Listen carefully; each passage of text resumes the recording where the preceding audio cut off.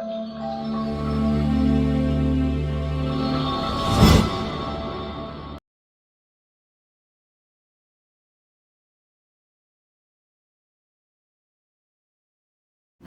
मी doctor Swapnaja Kalamkar.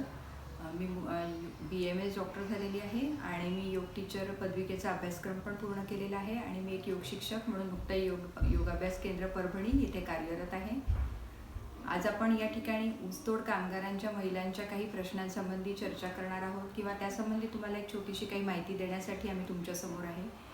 खरं म्हणजे आता ऊसतोड महिला ज्या वेळेला कामाला जात असतात त्यावेळेला त्या ठिकाणी त्यांना पाण्याचा अभाव आणि स्वच्छता ठेवण्यासाठी पण पुरेशा सोयींचा अभाव असतो. त्यामुळे त्यांना आहे त्या उपलब्धतेमध्ये किंवा तुम्हाला आहेत जे काही उपलब्ध साधनं आहेत त्यामध्ये तुम्हाला कशी स्वच्छता ठेवता येईल यासंबंधीची काही माहिती तुम्हाला मी आज देणार आहे. तुमचा जर प्रश्नांचा विचार केला तर तुम्हाला मासिक पाळीच्या दिवसांमध्ये अंगावर जाणं, पांढरं जाणं किंवा ओटीपोटांमध्ये वेदना आढळून येणं किंवा त्यासोबतच हा संसर्ग वाढत जाऊन त्यानंतर तुम्हाला गर्भाशयाची पिशवी पण काढून टाकणं आणि गर्भाशयाचे काही कॅन्सरसारखे आजार होणं, त्यामुळे त्याच्या परिणामस्वरूप तुम्हाला गर्भाशयाची पिशवी काढावी लागणं, अशा वेगवेगळ्या समस्यांना नेहमी सामोरं जावं लागतं. आणि याला कारणीभूत म्हणजे तुमच्या ठिकाणी असलेला काही स्वच्छतेचा अभाव जो तुमच्या परिस्थितीमुळे तुमच्यासमोर आलेला आहे. तर त्याबद्दल काही माहिती मी आज देणार आहे. ज्यावेळेला तुम्ही कामाला जात असता त्यावेळेला तुम्हाला त्या ठिकाणी पाण्याची कमतरता तर असतेच. त्यामुळे दिवस तुम्ही बाथरूमला सुद्धा जाऊ शकत नाही. त्यामुळे त्या जागेची स्वच्छता होत नाही. आणि त्याशिवाय पाण्याच्या अभावामुळे ज्यावेळेला मासिक पाळीचा त्रास तुम्हाला होत असतो त्या काळामध्ये त्या ठिकाणी जननेंद्रिय जे आहेत, आपले प्रजनन अवयव आहेत, योनिमार्ग आहे, मूत्रमार्ग आहे, याची योग्य ती निगा जर राखल्या गेली नाही, योग्य ती स्वच्छता जर राखल्या गेली नाही तर वारंवार जंतुसंसर्ग होतो त्या ठिकाणी आणि त्यामुळे तो जंतुसंसर्ग वाढत जात त्याचा परिणाम मग तुमच्या गर्भाशयावर पण होऊ शकतो आणि त्याच्या परिणामस्वरूप त्या जंतुसंसर्गामुळे त्या गर्भाशयाचे वेगवेगळे आजारही तुम्हाला दिसून येतात. आणि या काळामध्ये मुख्यतः अस्वच्छतेचा अभाव जाणवतो. तो म्हणजे जे आपण मासिक पाळीसाठी जे कापड वापरतो. बऱ्याच महिलांना आता आपण जरी सॅनिटरी पॅड किंवा ज्याला सॅनिटरी नॅपकिन म्हणतात, टी व्हीवर पण त्याची जाहिरात दाखवली जाते, ते वापरण्याची सवय नसते. कारण पूर्वापार कापड वापरत आलेले असतात आपल्या आजी आणि आई. तर तीच प्रथा आपणही सुरू ठेवतो. त्या मासिक पाळीच्या 4 दिवसांमध्ये आपण कापडाचा उपयोग करतो पॅडच्या माध्यमातून. मग ज्यावेळेला आपण हे कापड वापरतो तर ते कापड वापरणं चुकीचं नाही, पण त्याची स्वच्छताही पुरेशी राखल्या गेली पाहिजे. की ज्यावेळेला आपण मासिक पाळीसाठी कापड वापरतो तर ते कापड गरम पाण्यामध्ये आणि त्यामध्ये जे मेडिकलच्या दुकानामध्ये डेटॉल मिळतं ते डेटॉल टाकून त्या पाण्याने त्या कापडाची स्वच्छता राखली गेली पाहिजे. आपण बऱ्याचदा लाजेखातर जे मासिक पाळीसाठी वापरण्याचं कापड आहे ते अंधाऱ्या ठिकाणी, कोंदट ठिकाणी किंवा सावलीच्या ठिकाणी, काही वेळेला प्रसंगी घाणेरड्या ठिकाणं पण असतात, पण ते लोकांच्या नजरेला पडू नये म्हणून अशा ठिकाणी ते वाळवल्या जातं.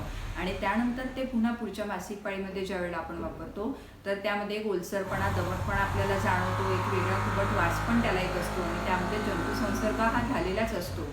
आणि तेच कापड जर आपण वापरलं तर त्या मासिक स्त्रावासोबत ते इन्फेक्शन वर जातं, तो संसर्ग वर जातो आणि मग त्याची इजा आपल्याला योनिमार्गातनं पुढे गर्भाशयापर्यंत पोहोचते आणि वेगवेगळी लक्षणं दिसायला लागतात.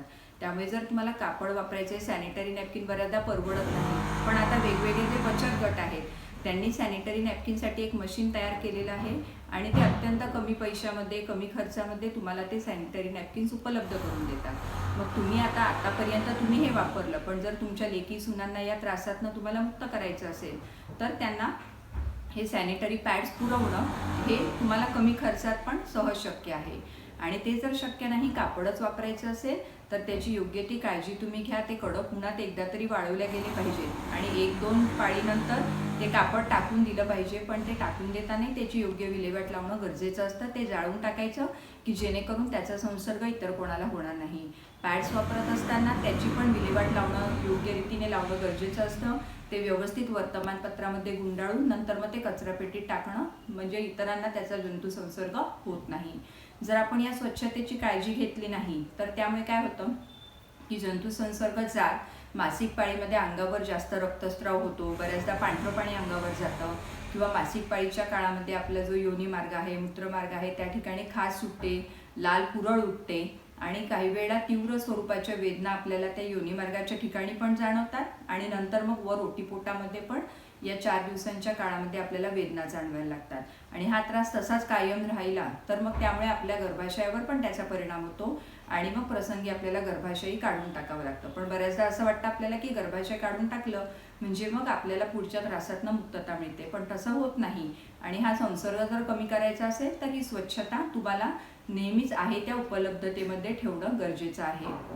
ज्या वेळेला तुम्हाला त्या ठिकाणी शौचालयांची उपलब्धता नसते, पाण्याचा अभाव असतो, पण अशा वेळेला पण आपण जेवढी शक्य आहे तेवढी काळजी आपल्या जननेंद्रियांची जर घेतली तर आपण या जंतू संसर्गापासून वाचू शकतो. आणि योग्य त्या काळजीने या 4 दिवसांमध्ये सुद्धा आपण पुरेशा पाण्यामध्ये थोडं आंघोळ करणं, आपल्या जननेंद्रियांची स्वच्छता ठेवणं हे सुद्धा तेवढंच गरजेचं आहे की जेणेकरून आपल्याला आपलं आरोग्य चांगलं राहील आणि आपले जे वेगवेगळे वेदना, दुःख, जे काही त्रास आपल्याला या काळात सहन करावे लागतात त्यापासून पण आपल्याला मुक्तता मिळेल. धन्यवाद.